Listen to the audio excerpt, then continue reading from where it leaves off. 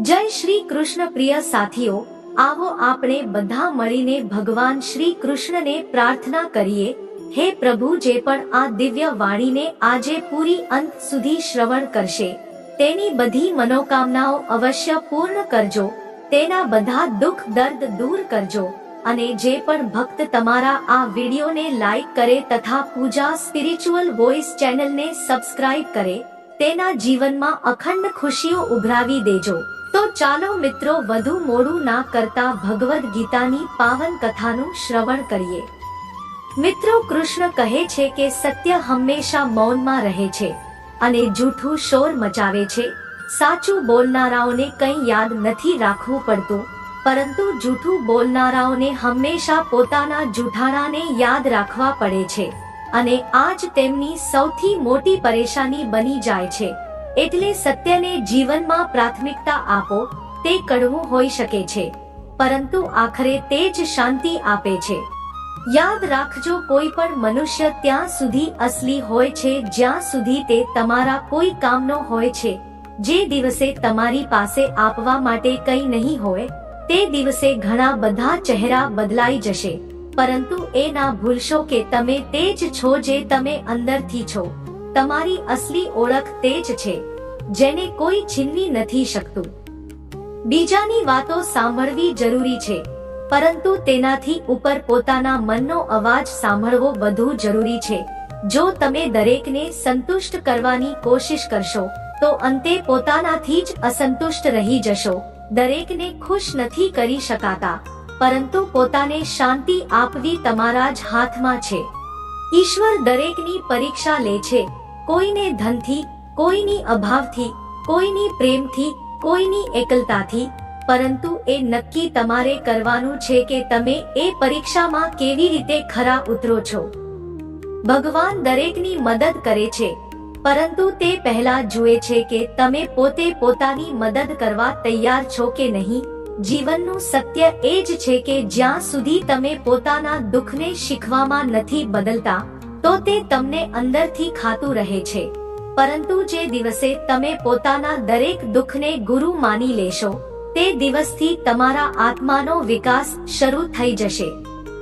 જીવન લાંબુ નહીં, સાર્થક બનાવો। બીજાઓ સાથે નહીં, પોતાની સાથે પ્રતિસ્પર્ધા કરો। દરરોજ કંઈક નવું શીખો, કંઈક જૂનું છોડો, અને સૌથી જરૂરી, ક્યારે પોતાની અંદરના માણસને ગુમાવશો નહીં, કારણ કે તે જ માણસ તમારી આત્માનો અરીસો છે। માનવતા કોઈ ભાષા નથી, કોઈ જાત નથી, કોઈ ધર્મ નથી, બલકે તે આત્માનો અવાજ છે। એક એવો ભાવ જે કોઈ ભૂખ્યાને ખાવાનું ખવડાવીને, કોઈ દુખીને ગળે લગાવીને અને કોઈ લાચારને સહારો આપીને જન્મ લે છે। માનવતા એ પુલ છે જે દિલોને જોડે છે, દિવાલોને તોડે છે અને માણસાઈને જીવિત રાખે છે। આજના આ ઝડપી યુગમાં આપણે બધા આગળ વધવા ઈચ્છીએ છીએ, પૈસા કમાવવા, નામ બનાવવું, ઓળખ મેળવવી, પરંતુ સવાલ એ છે કે શું આ દોડમાં આપણે માનવતાને પાછળ છોડી રહ્યા છીએ? શું આપણે પોતાને એટલા બદલી નાખ્યા છે કે કોઈ પડતા માણસને ઉઠાડવો હવે આપણને સમયની બરબાદી લાગે છે? માણસ હોવાનો અસલી મતલબ એ નથી કે આપણી પાસે વિચારવાની શક્તિ છે, બલકે એ છે કે આપણે બીજા માટે પણ વિચારીએ છીએ। માનવતા ત્યાંથી શરૂ થાય છે જ્યાં મેંની જગ્યાએ અમે આવી જાય છે। જ્યારે કોઈને પોતાના સુખ કરતા બીજાના દુઃખની ચિંતા થવા લાગે તો સમજો કે માનવતા હજી જીવંત છે। માનવતા કોઈ મોટા મંચ કે પુરસ્કારની મોહતાજ નથી, તે રોજિંદા નાના નાના કામોમાં જીવંત રહે છે। કોઈ અજાણ્યા મુસાફિરને રસ્તો બતાવી દેવો, વરસાદમાં કોઈને છત્રી આપી દેવી, કોઈ ગરીબને કપડાં વહેંચવા, કે કોઈ એકલાને બે પળ માટે સાંભળી લેવો, આ જ માનવતા છે। આપણે ઘણીવાર વિચારીએ છીએ કે સમાજની સમસ્યાઓ ખૂબ મોટી છે અને આપણે એકલા કંઈ નથી કરી શકતા, પરંતુ યાદ રાખો, સમુદ્રની શરૂઆત પણ એક ટીપાથી થાય છે। જ્યારે એક માણસ માનવતા દર્શાવવા લાગશે ત્યારે જ સમાજ બદલાવા લાગશે। મિત્રો, કૃષ્ણ કહે છે, જો તમારી પાસે આપવા માટે ધન નથી તો સ્મિત વહેંચો, દયા વહેંચો, સહાનુભૂતિ વહેંચો, કારણ કે આ જ તો અસલી દૌલત છે. આપણે પોતપોતાના ધર્મોમાં ઊંડી આસ્થા રાખીએ છીએ, પૂજા પાઠ કરીએ છીએ, વ્રત રાખીએ છીએ, મંદિર મસ્જિદ ગુરુદ્વારામાં શીશ ઝુકાવીએ છીએ, પરંતુ શું આપણે ક્યારે કોઈ ભૂખ્યાને ખાવાનું ખવડાવીને પોતાનો ધર્મ નિભાવ્યો છે? માનવતા એ જ ધર્મ છે જે દરેક ધાર્મિક પુસ્તકના મૂળમાં છે. ગીતા કહે છે કે આત્મા અમર છે, કુરાન કહે છે દયા વહેંચો, બાઇબલ કહે છે પ્રેમ સૌથી મોટો છે, અને ગુરુ ગ્રંથ સાહેબ કહે છે સેવા જ સાચો ધર્મ છે. જો આટલા બધા પવિત્ર ગ્રંથો એક જ વાત કહે છે, તો આપણને કઈ વાતનો સંકોચ? ધર્મના નામે દિવાલો ઊભી કરવી, ઝઘડવું, નફરત ફેલાવવી આ માનવતા નહીં, અજ્ઞાનતા છે. જ્યારે કોઈની પીડા જોઈને તમારી આંખો ભીની થઈ જાય, જ્યારે કોઈની ભૂખ જોઈને તમારું પેટ ભરવાનું મન ના થાય, ત્યારે સમજજો કે તમે સાચા માણસ છો. મનુષ્યના જીવનનો સૌથી મોટો ઉદ્દેશ્ય ફક્ત સ્વયં માટે જીવવું નથી હોતો, બલકે બીજાના જીવનમાં થોડું અજવાળું લાવવાનો હોય છે. તે અજવાળું જે કોઈ અંધારામાં ઘેરાયેલા વ્યક્તિ માટે ઉમ્મીદ બની જાય. માણસ એ જ છે જે પોતે રડતા રડતા પણ કોઈને હસાવવાનો જુસ્સો રાખે. એટલે જો તમારામાં એ ભાવના છે કે કોઈનું ભલું થઈ જાય, ચાહે તમને તેનો કોઈ લાભ ના મળે, તો સમજો કે તમારી અંદર માનવતા છે, અને આ જ ભાવના તમને ઈશ્વરની સૌથી નજીક લાવે છે. ક્યારેક ક્યારેક એક સાધારણ વાત પણ કોઈ તૂટેલા દિલને જોડી શકે છે. એક હાથ જે કોઈને સહારો આપે છે, તે મંદિરમાં ચઢાવેલા ફૂલો કરતા પણ પવિત્ર હોય છે. યાદ રાખો, ઈશ્વર દરેક જગ્યાએ નથી હોતો, તેથી તેણે માનવતાને જન્મ આપ્યો. આપણે આધુનિક થતા જઈ રહ્યા છીએ, ટેકનોલોજીમાં આગળ વધી રહ્યા છીએ, પરંતુ શું આપણા દિલ પણ એ જ ઝડપે વિશાળ થઈ રહ્યા છે? શું આપણી અંદર હજી પણ એ સંવેદના બચી છે જે કોઈ દુખીની પીડા સમજી શકે? દુનિયામાં ઘા આપનારા ઘણા મળે છે, પરંતુ ઘા ભરનારા બહુ ઓછા. જો તમે એ લઘુમતી વર્ગમાં છો જે કોઈના ઘા પર મલમ લગાવે છે, તો તમારાથી મોટો માણસ કોઈ નથી. મિત્રો, કૃષ્ણ કહે છે, માણસના કપડાં મેલા હોઈ શકે છે, તેનું નામ અજાણ્યું હોઈ શકે છે, તેનું ખિસ્સું ખાલી હોઈ શકે છે, પરંતુ જો તેનું દિલ સાફ છે, તો તે મારા માટે સૌથી સુંદર છે. જ્યારે કોઈ જોતું નથી ત્યારે પણ જો તમે ભલું કરી રહ્યા છો, તો સમજો તમારી અંદર અસલી માનવતા છે. દુનિયાની નજરમાં સારું દેખાવા માટે કરવામાં આવેલું દાન દેખાડો છે, પરંતુ જ્યારે તમે કોઈ અજાણ્યાને કોઈ અપેક્ષા વિના મદદ કરો છો, ત્યારે તે કર્મ તમારા આત્માનો શણગાર કરે છે. માનવતા ત્યારે નથી મરતી જ્યારે કોઈ અન્યાય કરે છે, બલકે ત્યારે મરે છે જ્યારે કોઈ તેને જોઈને પણ ચૂપ રહે છે. એટલે જો તમે કંઈ ના પણ કરી શકો, તો અવાજ તો ઉઠાવો, કોઈના માટે તો ઊભા તો થાઓ. આપણે નફરતના પડછાયામાં જીવી જીવીને થાકી ગયા છીએ. હવે સમય છે કે આપણે પ્રેમ, દયા, કરુણા અને માનવતાને ફરીથી અપનાવી લઈએ, કારણ કે માનવતા વિના આ સંસાર એક જંગલ બની જશે, જ્યાં દરેક ફક્ત પોતાના માટે લડશે. જેમ ફૂલની ઓળખ તેની સુગંધથી થાય છે, તેમ જ માણસની ઓળખ તેની માનવતાથી થાય છે. ચહેરા સુંદર હોઈ શકે છે, પરંતુ એક કોમળ અને કરુણામય હૃદય જ અસલી સુંદરતા છે. આજે જ્યારે તમે આ શબ્દો વાંચી રહ્યા છો, તો પોતાને એક સવાલ પૂછો: શું હું ફક્ત એક વ્યક્તિ છું અથવા એક માણસ પણ છું? શું મારી પાસે ફક્ત જ્ઞાન છે કે સંવેદના પણ છે? શું મારી પાસે દૌલત છે, પરંતુ બીજા માટે કંઈક કરવાનો ભાવ નથી? જો જવાબ હા હોય, કે તમારામાં માનવતા હજી જીવંત છે, તો તેને જાળવી રાખજો, કારણ કે આજ તે જ્યોતિ છે જે આ દુનિયાને રોશન કરશે. યાદ રાખો, એક ઈંટથી મકાન બને છે, પરંતુ માનવતાથી સમાજ બને છે, અને જ્યાં સુધી માનવતા જીવંત છે, ત્યાં સુધી ઈશ્વર પણ આ ધરતી પર છે. જ્યારે પણ દુનિયામાં નફરતની લહેર તેજ થાય છે, ત્યારે માનવતાની જ્યોત વધુ ચમકવા લાગે છે.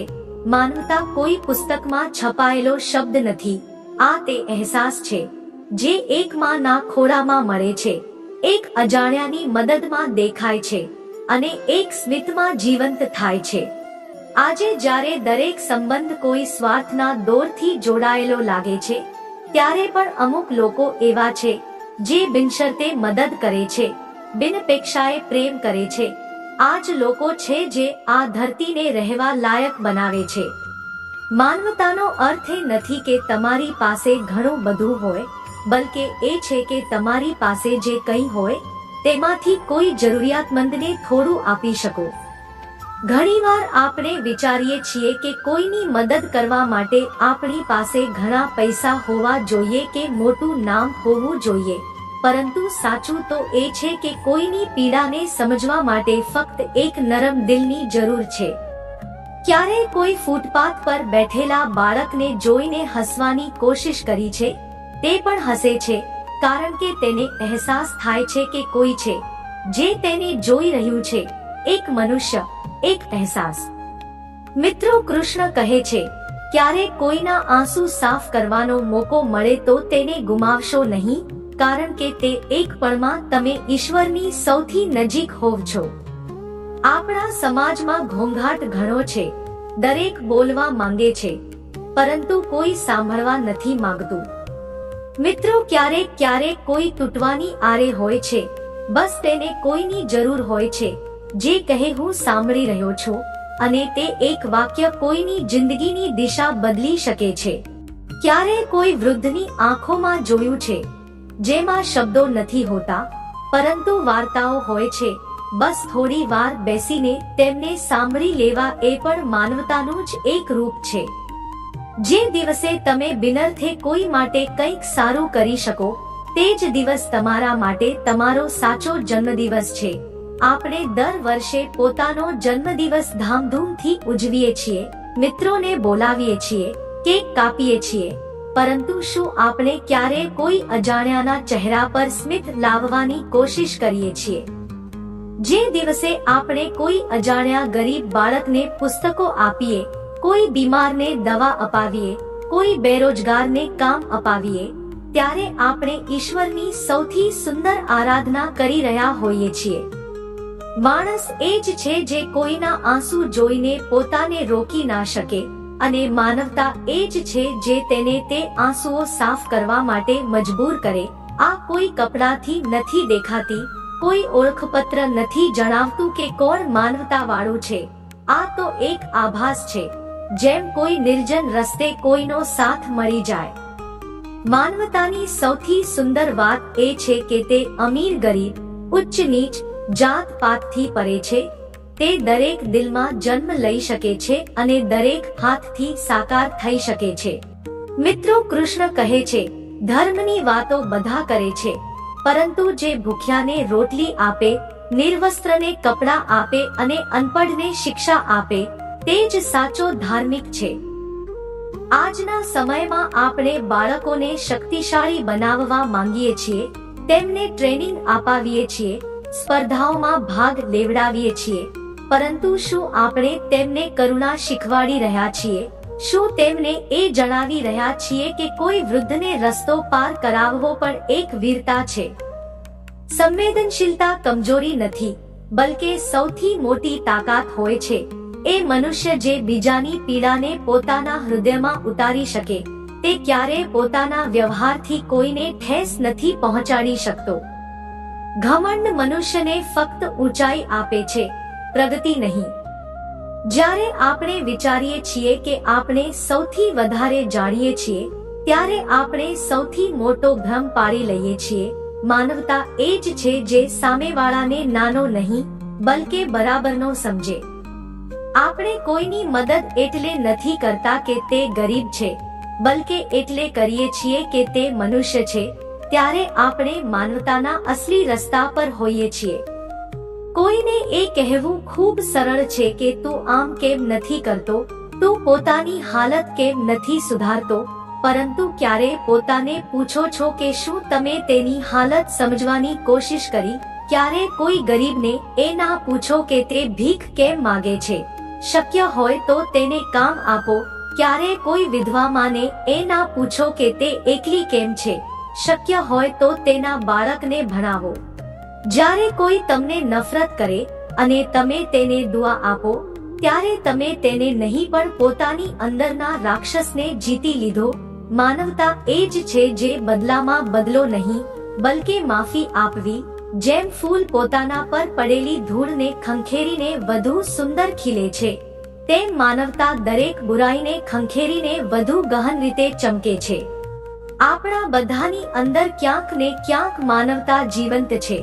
બસ જરૂર છે તેને ઊંઘમાંથી જગાડવાની. તે ત્યારે જ જાગશે જ્યારે આપણે પોતાને બદલીશું, જ્યારે આપણે એ વિચારવા લાગીશું કે હું કોઈનું ભલું કેવી રીતે કરી શકું છું. ત્યારે આપણી આત્મા ખીલવા લાગશે. દુનિયામાં શું લઈને આવ્યા હતા અને શું લઈને જઈશું? કશું જ નહીં. પરંતુ જો આપણે કોઈ એકના જીવનમાં પણ થોડું અજવાળું ભરી શકીએ તો આપણું જીવન સાર્થક થઈ ગયું. કારણ કે એક માણસની અછાઈથી આખી દુનિયા નથી બદલાઈ શકતી, પરંતુ કોઈ એક માણસની દુનિયા અવશ્ય બદલાઈ શકે છે. અને આ જ છે માનવતાની અસલી શક્તિ. મિત્રો, આજ માટે બસ આટલું જ. પ્રિય સાથીઓ, જતા જતા ફરીથી તમને બધાને વિનંતી છે કે જો તમે આ ચેનલ પર નવા છો તો આને સબસ્ક્રાઇબ કરીને બેલ આઇકોન અવશ્ય દબાવો. અને શ્રી કૃષ્ણ માટે એક લાઈક અને કમેન્ટમાં જય શ્રી કૃષ્ણ લખવાનું ભૂલશો નહીં. મળીએ નેક્સ્ટ વિડીયોમાં. ત્યાં સુધી તમારા બધાનો ખૂબ ખૂબ આભાર. જય શ્રી કૃષ્ણ. રાધે રાધે.